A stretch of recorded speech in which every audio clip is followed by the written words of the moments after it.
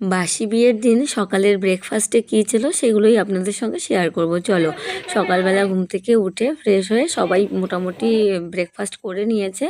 আমি লেট, কারণ ভাই অনেকবার ডেকেছে কিন্তু আসতে লেট হয়ে গেছে। স্নান টান করে একবার এসেছি।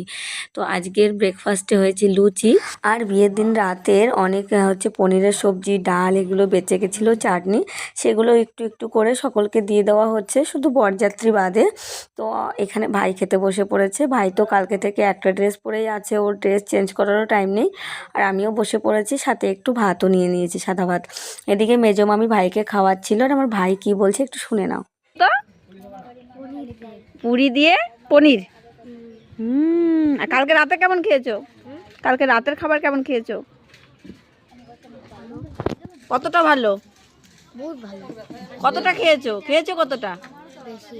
অনেক বেশি। মাটন খেয়েছো? মাটন খেয়েছিলে? হ্যাঁ, খাও। তো ভাই খাচ্ছে এখানে, সকাল সকাল হচ্ছে ব্রেকফাস্ট করছে। তো চলো খাও।